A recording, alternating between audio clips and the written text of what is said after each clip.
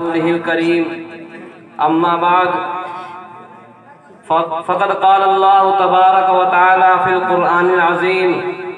أعوذ بالله من الشيطان الرجيم بسم الله الرحمن الرحيم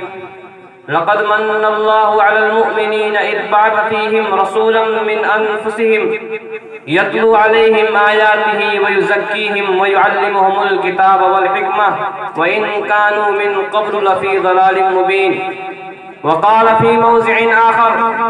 إنك لعلى خلق عظيم. صدق الله العلي العظيم.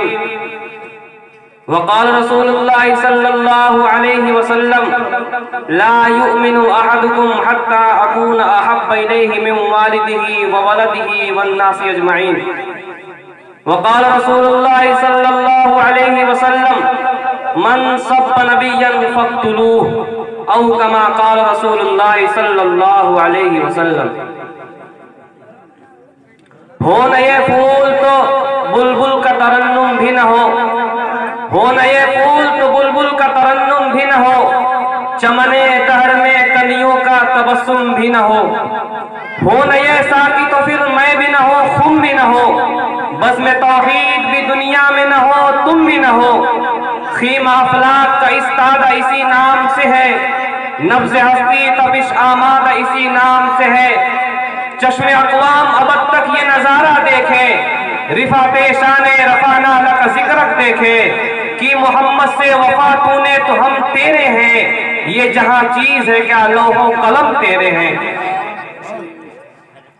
اسٹیج پر تشریف فرما معزز علماء کرام، محترم سامعین کرام، دینی بھائیوں، بزرگوں اور میری نیک مائیں اور بانے، اللہ تبارک و تعالیٰ نے انسانوں کے اوپر بے شمار احسانات فرمایا. اللہ تعالیٰ کے احسانات انسانوں کے اوپر، انسانیت کے اوپر اتنے ہیں کہ کوئی ان کو شمار کرنا چاہے، گننا چاہے تو بزبان خداوندی وَإِن تَعُدُّوا نِعْمَةَ اللَّهِ لَا تُحْصُوهَا، کہ اگر تم اللہ کی نعمتوں کو شمار کرنا چاہو، گننا چاہو تو شمار نہیں کر سکتے. کہیں پر رب نے فرمایا کہ اگر انسان رب کے احسانات لکھنا چاہے تو کائنات کے سارے دریا خشک ہو سکتے ہیں، سارے درخت ختم ہو سکتے ہیں، لیکن رب کے احسانات ختم نہیں ہو سکتے. اللہ تبارک و تعالیٰ نے ہمیں اور آپ کو حیات بخشی، زندگی گزارنے کے لیے سانس عطا فرمائی، کھانے کے لیے غذائیں، سانس لینے کے لیے ہوائیں، پینے کے لیے پانی، روشنی کے لیے سورج، جگمگاہٹ کے لیے چاند اور ستارے ہیں، ہوا چل رہی ہے، دریاؤں کی روانی ہے، پھولوں کی مہک ہے، کلیوں کی چٹک ہے، شاخوں کی لچک ہے. یہ پوری کائنات سجا کر کے اللہ تبارک و تعالیٰ نے حضرت انسان کے لیے پیدا کر دی ہے. ان دنیا تبارک و تعالیٰ نے انسانوں کے لیے پیدا کی ہے، لیکن رب نے کہیں پر بھی ان نعمتوں کے اوپر احسان نہیں جتلایا. اللہ تعالیٰ نے یہ نہیں کہا کہ انسانوں میں نے تمہارے اوپر احسان کیا ہے اس لیے کہ میں نے تم کو زندگی دی ہے، میں نے تم کو اولاد دی ہے، میں نے تم کو دولت دی ہے، میں نے تم کو چاند دیا ہے، میں نے تم کو ستارے دیا ہے، میں نے تم کو ان تمام نعمتوں سے نوازا ہے. پورے کلام لا ریب کے اندر کہیں پر بھی اللہ تبارک و تعالیٰ کسی بھی نعمت کے اوپر احسان نہیں جتلایا، لیکن رب نے ایک نعمت ایسی عطا فرمائی ہے اس انسانیت کو کہ وہ نعمت دینے کے بعد بھی اللہ تبارک و تعالیٰ فرماتا ہے اے مسلمانوں، اے انسانوں، لقد من اللہ علی المؤمنین الی آخر الآیہ، کہ اللہ تعالیٰ کا احسان تم پر یہ ہوا کہ اس نے تمہیں محمد صلی اللہ علیہ وسلم کی شکل میں ایک پیغمبر بھیج دیا تمہارے لیے. حاضرین مجلس، اللہ تبارک و تعالیٰ نے انسانوں کے اوپر بے شمار احسانات فرمائے، لیکن کسی بھی نعمت کے اوپر احسان نہیں جتلایا. لیکن جب باری آئی کالی کمنے والی کی تو اللہ تبارک و تعالیٰ نے انہیں بھیج کر احسان جتلایا. اس کی وجہ کیا ہے؟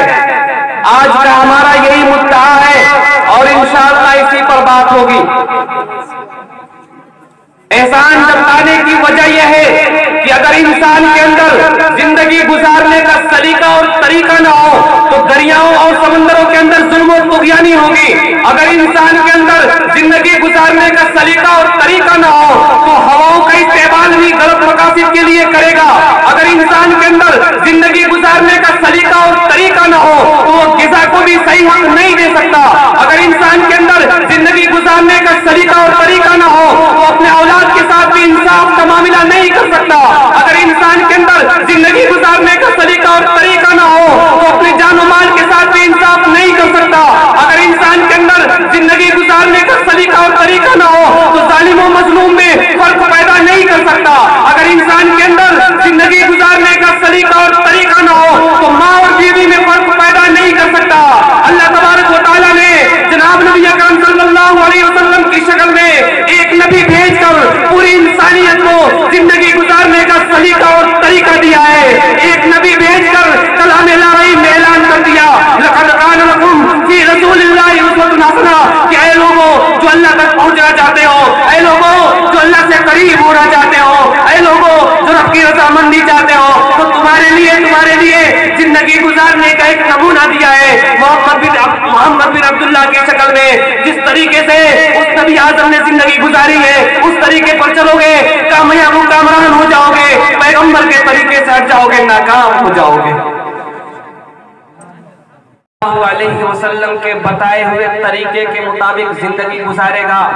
اس دنیا میں بھی کامیاب رہے گا, آخرت میں بھی کامیاب رہے گا. ہوائیں اس کے تابع ہو سکتی ہے, دریاؤں کی روانی رک سکتی ہے,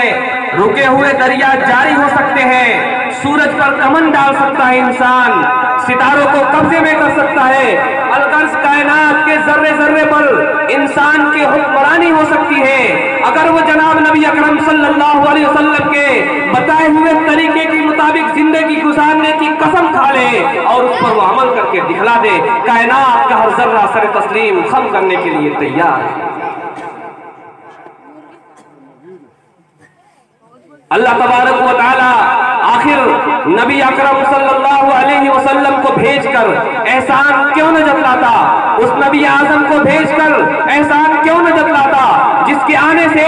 کفر شرک کی گھنگور گھٹائے چھٹی, ظلم و زور کی رسمیں مٹی, غلامی و معقومی کی زنجیریں کٹی, اخلاق و محبت کی دولتیں لٹی. تاریخ انسانی کو آخر اس پر ناز نہیں ہوگا تو کس پر ہوگا جس نے انسانیت کے مردہ اور افسردہ بدن کو تر و تازہ کر دیا, جس نے آدمیت کے گمشدہ وقار کو واپس دلایا. بلکہ یوں کہنا چاہیے جس کی آمد مسعود سے اب نو شب انسانیت کی نمود سار ہوئی, فضائے جمود و تعدد ٹوٹی, ماحول کا کایا پلٹا, ایسی عظیم کایا پلٹا کہ دنیا حیران و شرزر رہ گئی. جس نے ذروں کو اٹھایا اور دریا کر دیا, جس نے قطروں کو ملایا اور دریا کر دیا, جو نہ بے خود راہ پہ اوروں کے ہادی بن گئے. کیا نظر کی جس نے مردوں کو مسیحا کر دیا, جو انسانیت کا غمخوار, مظلوموں کا مددگار, پیاسروں کا آسرا, بیواؤں کا سہارا, یتیموں کا والی, غریبوں کا مولا, درد مندوں کا درما اور چارہ گیروں کا درد مند تھا. اس کی کون سی ایسی صفت تھی جو قابل تعریف نہیں تھی؟ ظاہر بھی قابل تعریف,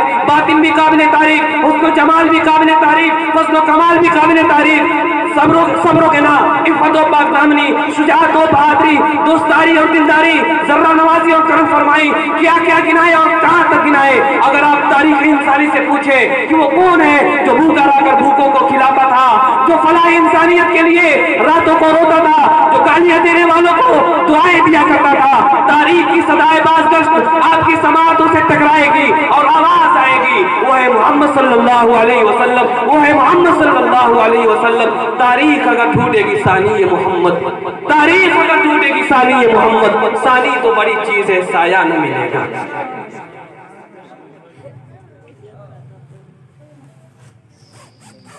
اتنے کمال, اتنی صفات اللہ تبارک و تعالی نے جناب نبی اکرم صلی اللہ علیہ وسلم کو دے کر دنیا میں مبعوث کر دیا تاکہ لوگوں کے لیے زندگیاں گزارنا آسان ہو جائے, صحیح راستے پر چلنا آسان ہو جائے اور لوگ صحیح راستوں کو پہچان لیں. لیکن آپ نے ایک ملعون کا نام سنا ہوگا جس کا نام ہے وسیم. آقا صلی اللہ علیہ وسلم کے اتنے کمالات و صفات کے باوجود بھی نبی کے کیریکٹر پر انگلی اٹھائی ہے، نبی کے کردار کو داغدار کرنے کی کوشش کی ہے، اور کہتا ہے کہ محمد صلی اللہ علیہ وسلم مینٹلی پریشان اور مانسک روپ سے بیمار آدمی تھے، نعوذ باللہ، اور آقا صلی اللہ علیہ وسلم کے خلاف ایک کتاب لکھ کر معاشرے میں گندگی پھیلا رہا ہے۔ اس کمینے اور ملعون کو آپ صلی اللہ علیہ وسلم کی حقیقت کا پتہ نہیں ہے۔ اگر وہ صرف اور صرف فتح مکہ کی تاریخ کو اٹھا کر دیکھ لیتا، اسلام کے قدموں میں گر جاتا، آقا صلی اللہ علیہ وسلم کے قدموں میں گر جاتا، مسلمانوں کے قدموں میں گر جاتا۔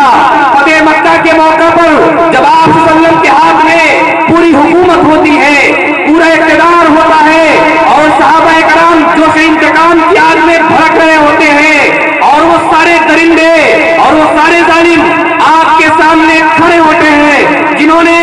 آپ کے راستے پر کانٹے بچھائے تھے، جنہوں نے آپ کے چچا کو شہید کیا تھا، جنہوں نے نماز کی حالت میں آپ کی گردن پر غلاظت ڈالی تھی، جنہوں نے صحابہ کرام کو شیب ابی طالب میں بند کر دیا تھا، جس کی وجہ سے انہیں درختوں کے پتے کھانے پڑے تھے۔ ایسے موقع پر جب اگر آپ صلی اللہ علیہ وسلم صرف ایک اشارہ کرتے تھے، صحابہ کرام پورے مکہ کو خون کی ندیاں سے بھر دیتے، لاشوں کا مار ہو جاتا۔ لیکن ایسے موقع پر جب پوری حکومت آپ کے ہاتھ میں تھی، پورا اقتدار آپ کے ہاتھ میں تھا، اللہ کے رسول نے ایسی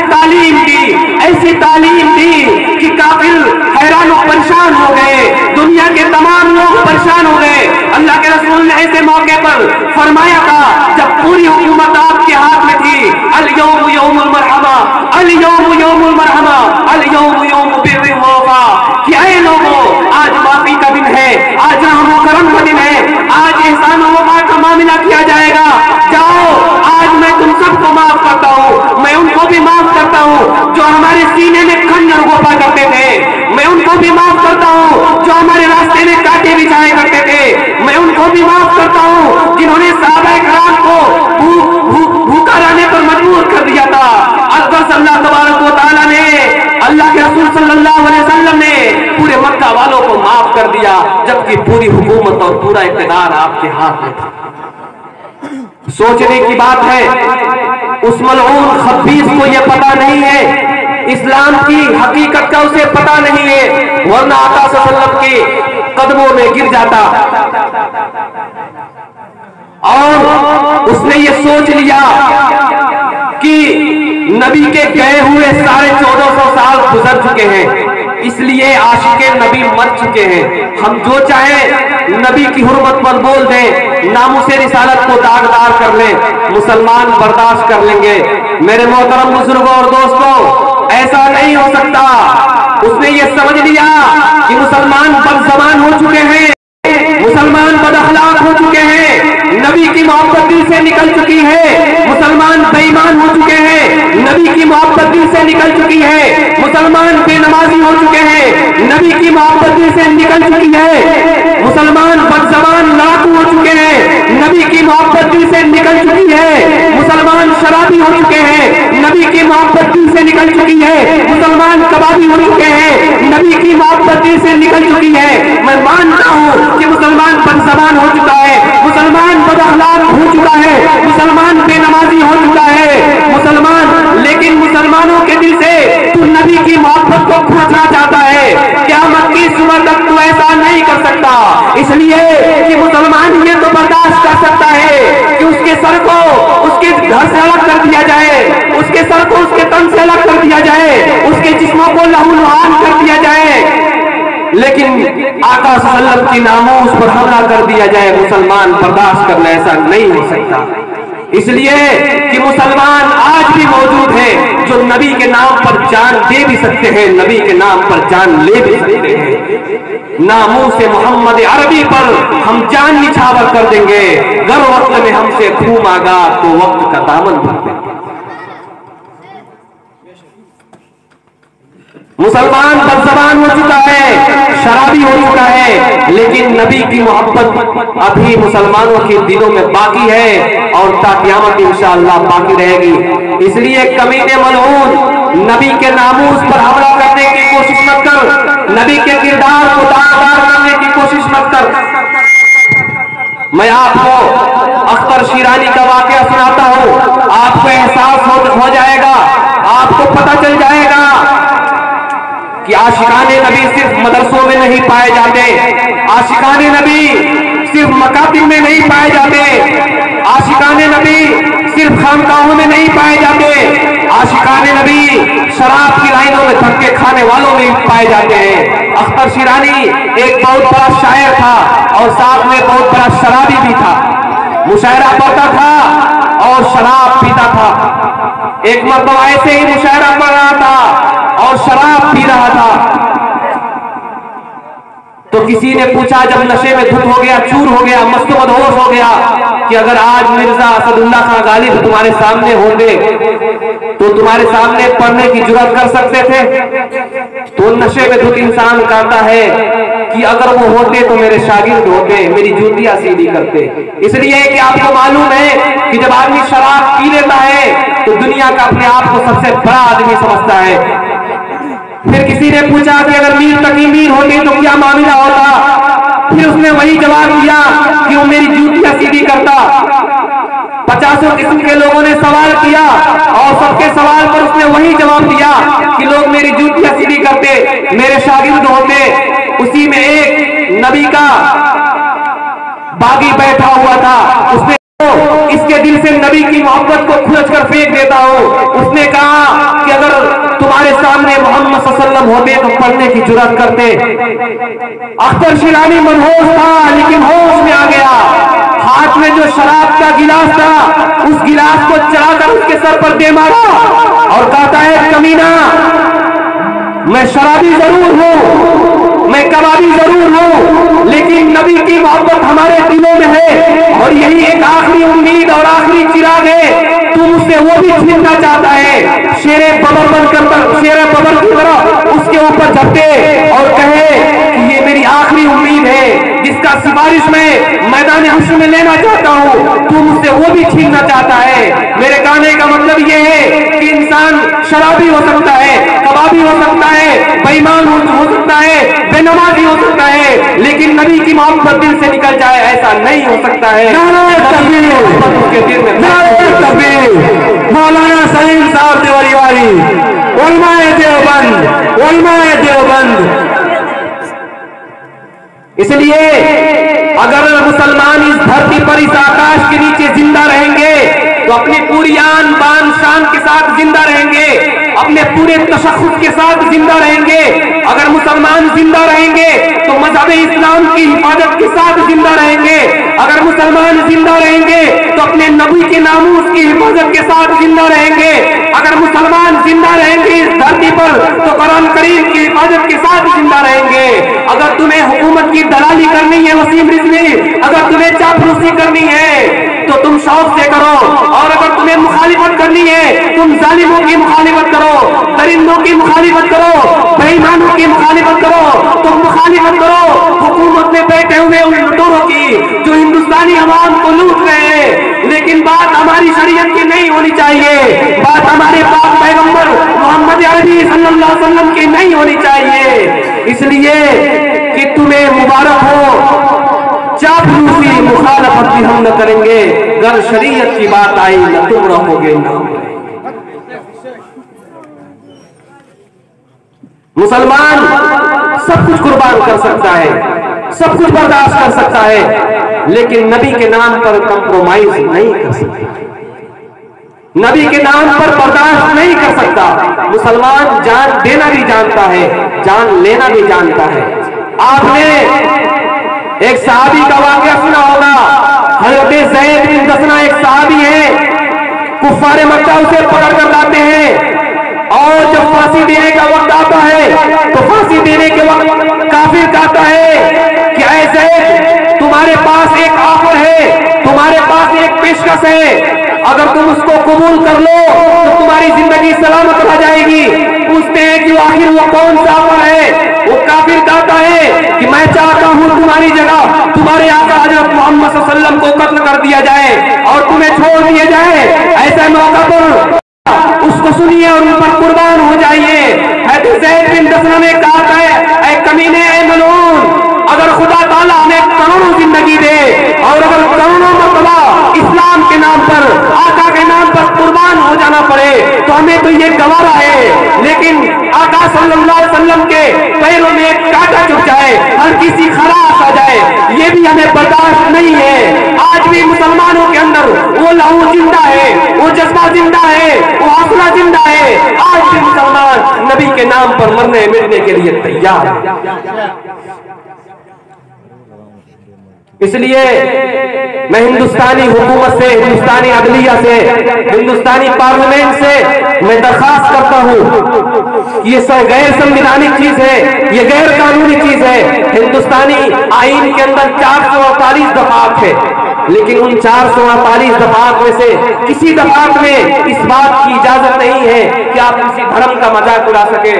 یا آپ کسی دھرم کے مقدس لوگوں کا مذاق اڑا سکے، انہیں تار و تشنیع کا مرکز بنا سکے۔ جب یہ غیر سنویدھانک ہے، جب یہ قانوناً جرم ہے، تو اس خبیث الفطرت انسان کو سزا ملنی چاہیے، اس کو آوارہ کتے کی طرح نہیں چھوڑ سکتے، ورنہ وہ بھوکتا رہے گا۔ اور اگر ہندوستانی حکومت اسے سزا نہیں دیتی ہے، پھر مسلمان اپنی شریعت کی روشنی میں آئے گا، اپنے شریعت کے آئین میں آئے گا اور اس کی سزا تلاش کرے گا، اور اس کی سزا آقا صلی اللہ علیہ وسلم نے 1450 سال پہلے ذکر کر کے چلے گئے ہیں۔ من سب نبیًا فاقتلوہ، من سب نبیًا فاقتلوہ، کہ کوئی کمینہ، کوئی ملعون، کوئی مردود، کوئی خبیث الفطرت اگر نبی کے دامن کو داغدار کرنے کی کوشش کرے، نبی کے بہتان پر کیچڑ اچھالے، نبی پر بہتان لگائے، نبی کے چرچ کو گندا کرنے کی کوشش کرے، اسے کاٹ ڈالو، اسے زیر زمین قتل کر دو، اسے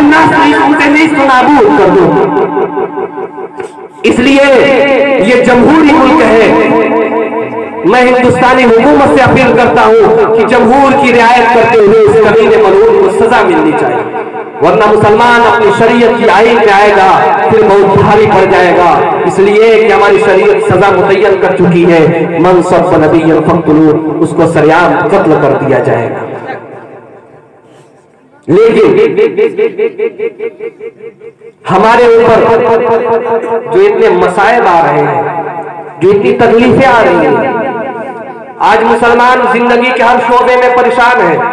ذلت و خوار کے دلدل میں پھنستا چلا جا رہا ہے۔ اس کی وجہ کیا ہے؟ آج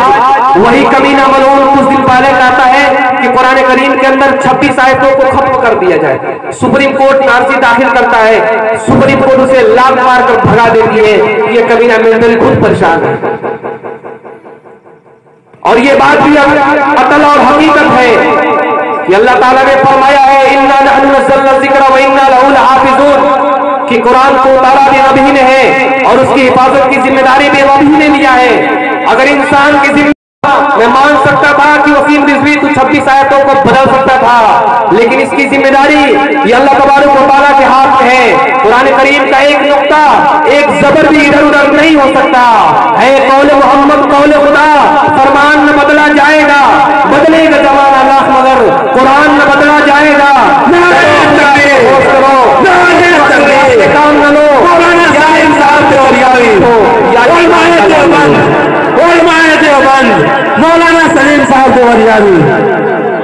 لیکن مسلمانوں کے زندہ رہتے ہوئے آخر یہ معاملہ کیوں پیش آتا ہے کہ مسلمان زندہ ہے اور ان کے قرآن کو ختم کرنے کی کوشش کی جاتی ہے؟ مسلمان زندہ ہے، نبی کے ناموس کو گندا کرنے کی کوشش کیوں کی جاتی ہے؟ کیا ہم نے غور و فکر کیا ہے؟ اگر ہم غور و فکر کرتے ہیں اور قرآن کریم سے اس کا جواب پوچھتے تو قرآن کریم چیخ چیخ کر پکارتا ہے وَمَا أَصَابَكُم مِّن مُّصِيبَةٍ فَبِمَا كَسَبَتْ أَيْدِيكُم، یہ جو تمہارے اوپر مصیبتیں آ رہی ہیں، تکالیفیں آ رہی ہیں، یہ تمہارے اپنے اعمال کے نتیجے میں آ رہی ہے، یہ تمہاری اپنے کرتوت کے نتیجے میں آتی ہے، یہ کسی اور کے نتیجے میں نہیں آتی ہے۔ اور یقیناً قرآن کریم کا اعلان 100% درست ہے۔ جب ہم اپنے اعمال پر نظر ڈالتے ہیں پتہ چلتا ہے کہ جھوٹ ہم بولتے ہیں، غیبت ہم کرتے ہیں، چغلخوری ہم کرتے ہیں، دوسروں سے حسد اور جلن اور بغض ہم رکھتے ہیں، شراب ہمارے نوجوان پیتے ہیں، جوا سٹے بازی ہم کرتے ہیں، بے شرمی، بے حیائی، بے پردگی ہماری مائیں اور بانیں کرتی ہے، شادی کے موقع پر ڈی جے ہم بجاتے ہیں، شادی کے موقع پر بیجا خرافات ہم کرتے ہیں اور نبی کی سنت کا جنازہ نکالتے ہیں۔ میرے محترم بزرگوں اور دوستوں، یہ بتائیے کہ آج ہمارے نوجوان آقا صلی اللہ علیہ वसल्लम की तालीमात को भूलकर बॉलीवुड में अदाकारी करने वाले, बॉलीवुड में नर्तकी करने वाले अपनी एक शॉट के जरिए पूरे कौम को तबाह बर्बाद करने पर तुले हुए हैं और उन हरामखोरों के ये फैन बन चुके हैं। उनका जैसा हेयर स्टाइल होता है, इनका भी बाल रखने का तरीका वही हो जाता है, इनका चेहरा जैसा होता है, इनका भी चेहरा वैसे ही हो जाता है, उनकी शक्ल जैसी होती है, इनकी भी शक्ल वैसी ही हो जाती है, उनका लिबास जैसा होता है, इनका भी लिबास वैसा ही हो जाता है। मेरे मोहतरम बुजुर्गों और दोस्तों, आप ही बताइए, जब हम अपने नबी को छोड़ करके गैरों का तरीका अपनाएंगे, गैरों का रवैया अपनाएंगे, गैरों के चाल चलन और किरदार और कैरेक्टर को अपनाएंगे, तो क्या हमारे ऊपर ये मुसीबतें नहीं आएंगी? क्या हमारे ऊपर ये तकालीफ नहीं आएंगी? यकीन नहीं। हमारे नबी ने आखिर कौन सी गलती की है? किस मामले में हमारी रहनुमाई नहीं फरमाई है? किस शोबे में हमें रास्ता नहीं दिखाया है?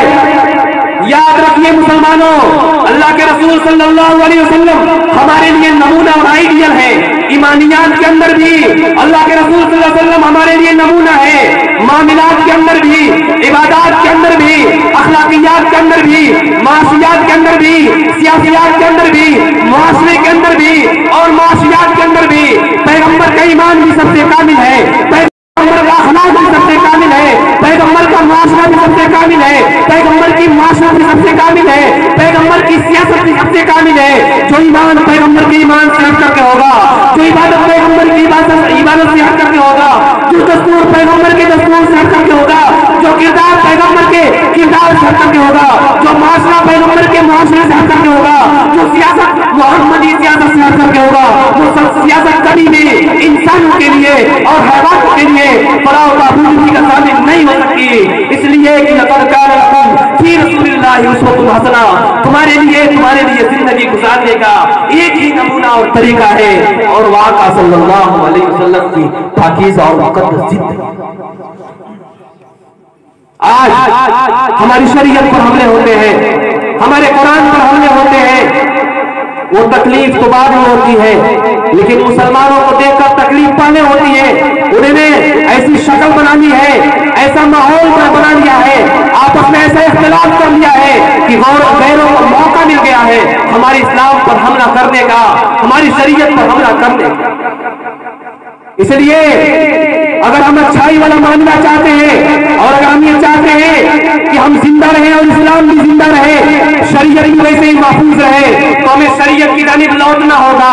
हमें आका सल्लम की तालीमात को फॉलो करना होगा, उनकी सुन्नतों को अपनी जिंदगियों में दाखिल करना होगा, उनके इरशादों को फरमुदात को अपनी आंखों में बिठाना होगा, तभी जाकर कामयाबी और कामरानी हमारे हिस्से में आ सकती है, वरना जिल्लत और खार के दलदल में हम फंसते चले जाएंगे। आखिर में मैं एक वाकया सुनाकर अपनी बात खत्म करता हूं कि एक देहाती सहाबी अल्लाह के रसूल सल्लल्लाहु अलैहि वसल्लम के दरबार में आते हैं और अल्लाह के रसूल से सवाल करते हैं, या रसूल अल्लाह मतस्सा, क़यामत कब आएगी? तो अल्लाह के रसूल सल्लल्लाहु अलैहि वसल्लम ने पहले तो ये फरमाया कि क़यामत के बारे में सही इल्म और क़यामत की सही टाइमिंग अल्लाह ताला के अलावा किसी को मालूम नहीं है। हाँ, कुछ निशानियां बतला दी गई है, लेकिन आका सल्लल्लाहु अलैहि वसल्लम ने सवाल का रुख मोड़ दिया। उसके बाद कहने लगे कि बताओ तुमने क़यामत के बारे में तैयारी क्या की है, क़यामत के बारे में सवाल क्यों करते हो? वो सहाबी बड़े होशियार थे, समझदार थे, फौरन उन्होंने कहा कि अल्लाह के रसूल, हमारे पास बहुत ज्यादा रोजा नमाज नहीं है, हमारे पास बहुत ज्यादा हज ज़कात नहीं है, हमारे सालिया नहीं है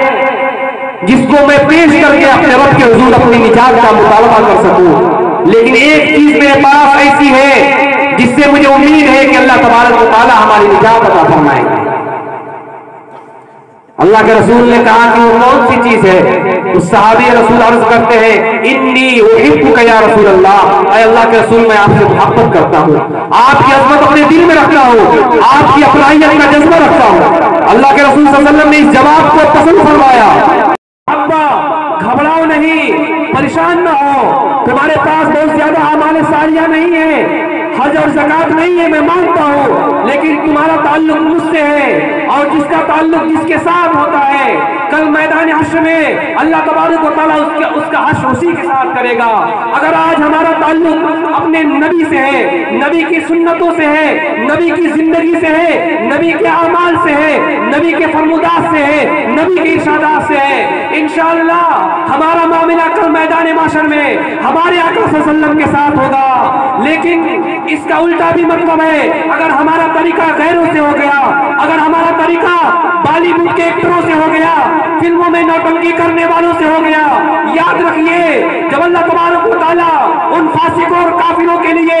جہنم کا فیصلہ فرمائیں گے، ان کے قدم وہی جم جائیں گے اور کہیں گے خدایا یہ میرے وہ لوگ بندے ہیں، یہ میرے وہ فالوور ہیں جو مجھے فالو کیا کرتے تھے، میری ہر ایکٹنگ کو پسند کیا کرتے تھے، میں جیسا چہرہ بناتا تھا ان کا بھی چہرہ ویسے ہی ہو جاتا تھا، میں جیسا لباس پہنتا تھا ان کا بھی لباس ویسے ہی ہو جاتا تھا۔ اس لیے خدایا یہ بھی جہنم کے مستحق اور حقدار ہے، اور اس میں کوئی بعید بات نہیں ہے کہ اللہ تبارک و تعالیٰ ان کے ساتھ ہمیں بھی جہنم میں دھکیل دے۔ اس لیے اگر ہم چاہتے ہیں کہ ہمارا حشر اللہ والوں کے ساتھ ہو، علماء کے ساتھ ہو، حفاظ کے ساتھ ہو، نیک لوگوں کے ساتھ ہو، اولیاء اللہ اور صلحاء کے ساتھ ہو، انبیاء کے ساتھ ہو، تو پھر ہمارا تعلق بھی ان سے ہونا چاہیے، ہمارا تعلق بھی علماء سے، حفاظ سے، دینداروں سے، اللہ والوں سے ہونا چاہیے۔ اور اگر ہم نہیں چاہتے ہیں تو کوئی بات ہی نہیں ہے۔ اللہ تبارک و تعالی ہمیں کہنے سننے سے زیادہ عمل کرنے کی توفیق عطا فرمائے۔ وآخر دعوانا الحمدللہ۔